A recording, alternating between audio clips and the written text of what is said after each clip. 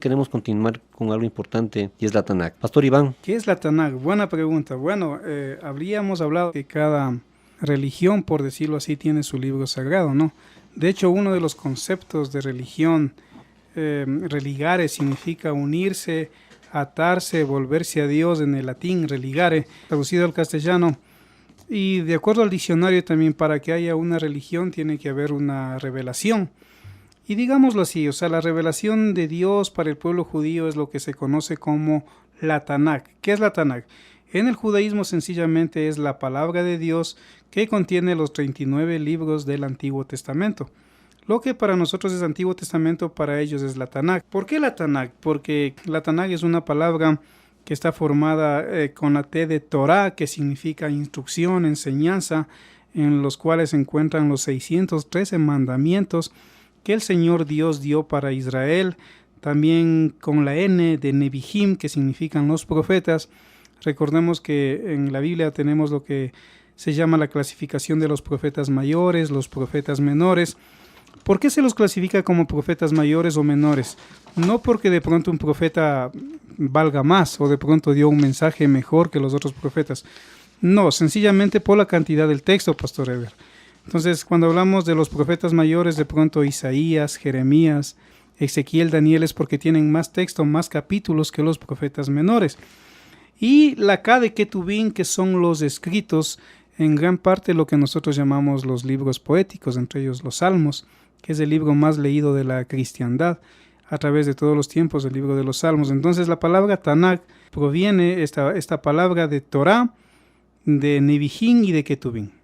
Cabe mencionar, Pastor Iván, que hasta el día de hoy se utiliza la Tanakh por el pueblo judío. De igual manera constan también en los escritos de la Biblia. Pastor Iván, también queremos hablar algo referente a los idiomas en la Biblia. ¿Podría profundizar algo respecto de cuáles han sido y dónde nacieron, cómo nacieron? Bueno, la mayor parte del Antiguo Testamento fue escrito en hebreo, la lengua o el idioma de los judíos del pueblo de Israel. Solo unos pocos textos están escritos en la lengua aramea y lo restante del Nuevo Testamento está en griego, con unas pocas palabras en arameo, como por ejemplo Talita Kumi, Lama Lama Sabactani, Maranata. Entonces, los idiomas de la Biblia son el hebreo en el Antiguo Testamento, el arameo, pocos textos en el Antiguo Testamento, y el griego en el Nuevo Testamento con muy pocas palabras en arameo. Ya el latín, que no es un idioma original de la Biblia, pero digámoslo así, que durante la traducción de San Jerónimo, el año 404 después de Cristo, por primera vez se traduce lo que es la Tanakh, Antiguo Testamento, y el Nuevo Testamento de nuestro Señor Jesucristo, se traduce por primera vez a otro idioma, que es al latín.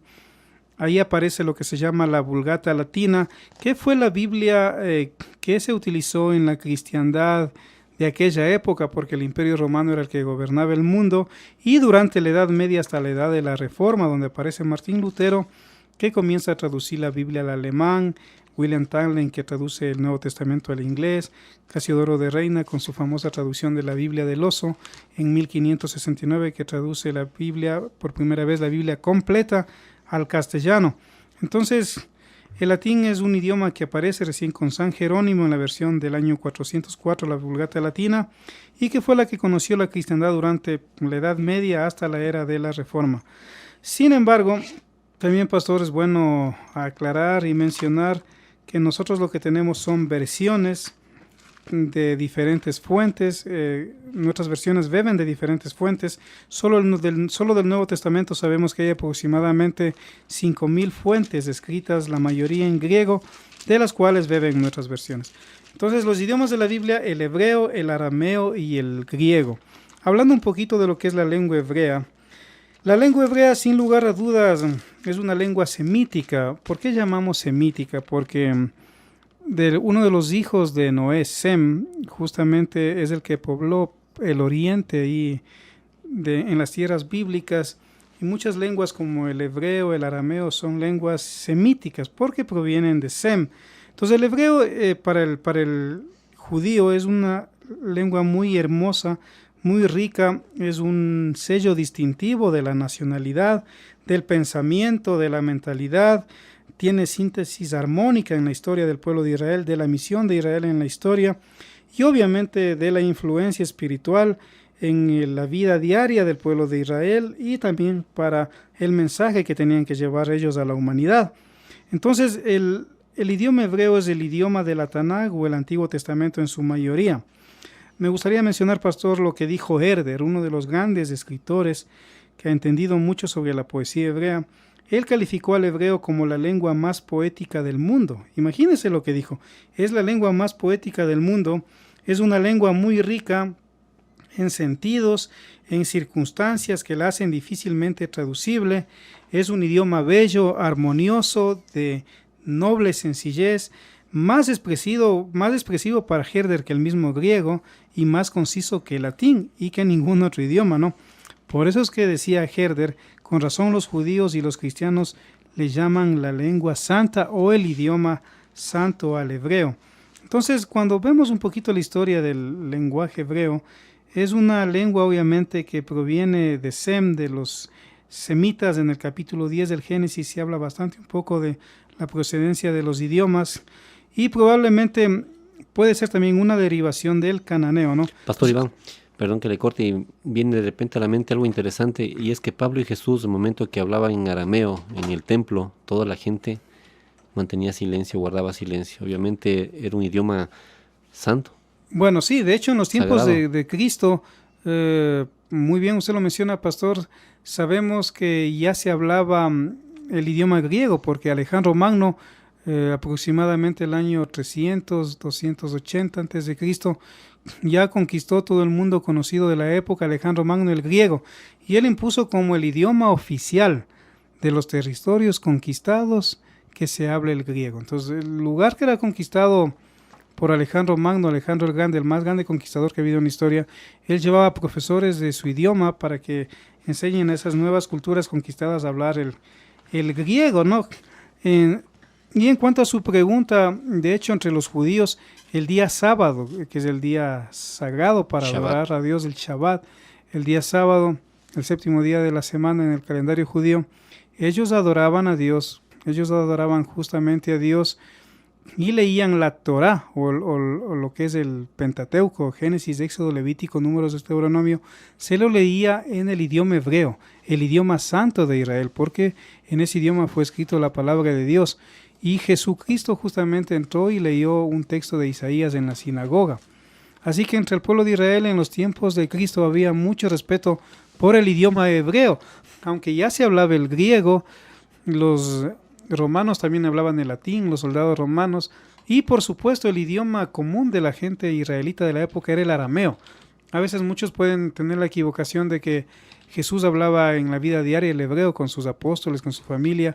No, en realidad no, sabemos, era el arameo. Y el griego. Y el griego, pero más del arameo. Más del arameo.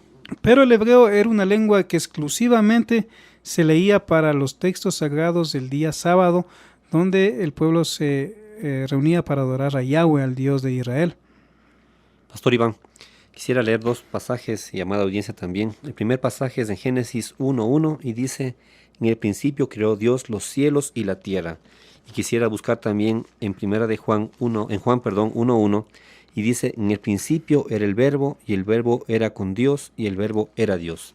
Pastor Iván, tenemos la interpretación en hebreo y en griego también. ¿Qué diferencia tenemos, o primeramente, qué es el dabar y qué es el logos? Sí, bueno, en el hebreo la palabra de Dios o palabra en hebreo es dabar, ¿no es cierto? También devarim, en Deuteronomio se menciona, Deuteronomio es un nombre que ya aparece en la versión Septuaginta de los griegos del año 250 al 160 a.C., que demoró la traducción. Pero el Deuteronomio sería los devarim o las palabras, la repetición de las palabras de la ley. La segunda ley aparentemente, pero es la misma ley, sí, recordada al pueblo antes de cruzar el... Entonces la palabra de Dios para el judío es acción. Sí, es muy importante aclarar esto. Entonces, para el judío, cuando Dios hablaba, Dios se exhibía, Dios se salía de sí mismo, Dios se mostraba tal como es. Por eso es que cuando Dios habla, Dios crea, ¿no? Es acción. La palabra de Dios es acción. Para el judío, cuando el judío habla, también hay acción. O sea, hay acción en el sentido de que la palabra tiene poder en el sentido de vivir acorde a la voluntad de Dios, de bendecir o de maldecir en ese sentido, no de decir de pronto, habla, di esto y reclámalo y se te va a hacer, no, en ese sentido incorrecto no, sino en el sentido de que hablando la palabra de Dios uno puede bendecir o maldecir. Por eso Salomón decía en uno de los proverbios que en la lengua es el poder de la vida y de la muerte. Jesús decía, de la abundancia del corazón habla la boca. Sí, muy bien, Jesús decía, ¿quieres conocer a un hombre? Pues escúchale hablar, porque de la abundancia de su corazón habla la boca. Entonces, para el hebreo la palabra es acción, es dabar, significa algo práctico, significa acción, significa pronunciarse, significa exhibirse. El hálito, el hálito ruag en el hebreo y las palabras de barín van saliendo juntas de la boca, ¿no? De hecho, eso nos dice Números en el capítulo 13, versículo 13. Entonces, tanto el hálito, el ruag, que es el espíritu, y las palabras de barín van saliendo desde lo más profundo del corazón. Entonces, el hálito, digámoslo así, pastor, da la idea de empujar las palabras, ¿sí? Desde lo más profundo del corazón. Entonces, el hebreo entiende que cuando habla, él se está exhibiendo, se está saliendo de sí mismo, se expresa al mundo exterior y trasciende al mencionar las cosas, las domina y las orienta. Es decir, el hombre al hablar se sale de lo que es lo subjetivo y sale a la realidad, ¿sí?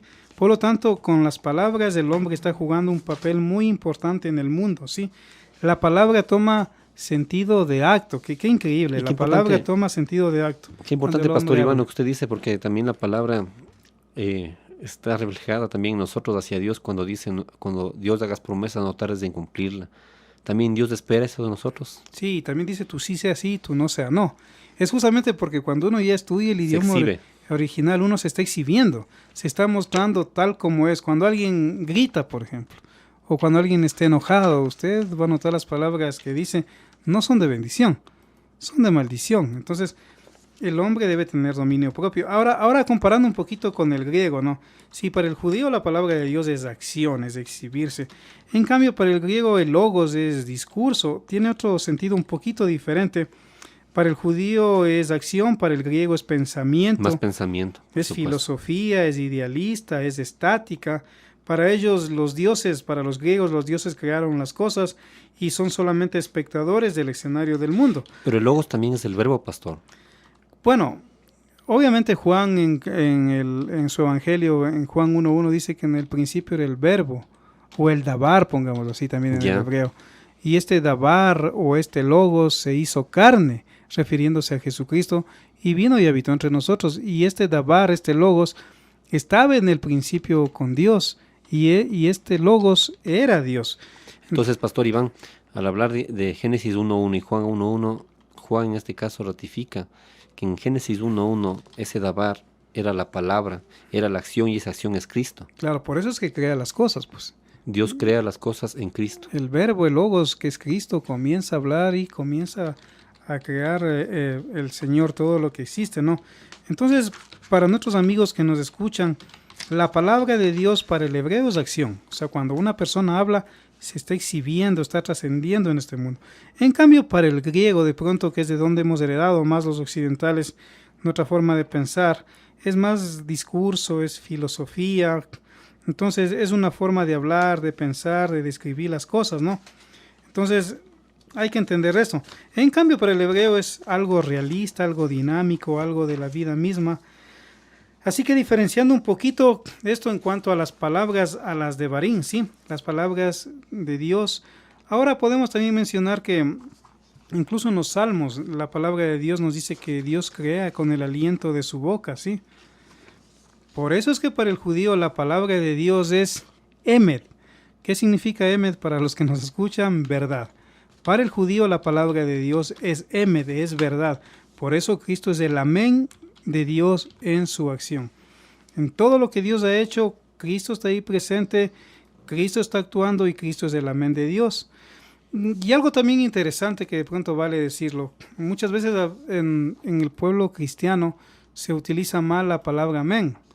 Se dice amén para todo. Sí, dicen, vamos a jugar fútbol, amén. Vamos a cocinar, amén. Amén. Vamos a pegarnos una hamburguesa, amén. Amén. Pero esa es una ofensa a la palabra de Dios, porque el amén es algo exclusivo cuando se habla de las cosas de Dios, del Emed de Dios, que es la verdad. En Apocalipsis, Pastor Iván, dice en el mensaje a las iglesias, dice el amén. Pues el amén en realidad es Cristo. Cristo, el Logos, muy bien. Por eso es que cuando hablamos nosotros o digamos amén, tenemos que decir amén cuando de pronto alguien Se dice escucha la palabra de Dios. Cristo viene o Cristo salva o la palabra de Dios la verdad o se lee algún texto de la verdad o dicen vamos a orar, vamos a tener comunión, vamos a adorar a Dios. Uno puede aplicar el Y amén. vale la pena, Pastor Iván, llamada audiencia que nos escuchan, a veces como que estamos perdiendo la reverencia en las iglesias. No solamente utilizamos la palabra indebidamente, sino que ya la usamos en momentos inadecuados muchas veces, o hasta se hace burla de ella. Se tergiversa la palabra y bueno, algo que yo siempre enseño en los lugares donde que estoy es que a la palabra se le dé la reverencia que merece. Por ejemplo, estar de pie siempre que se lee la palabra de Dios.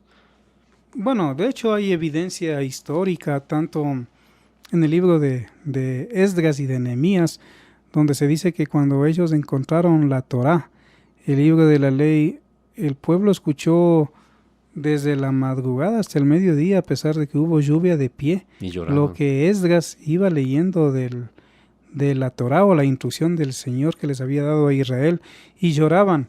Incluso hay escritos que mencionan que en los primeros cultos cristianos, cuando ya Roma perseguía a la iglesia, siempre el pueblo escuchaba de pie. Y era al revés, el que enseñaba la palabra, esto es muy interesante, enseñaba sentado.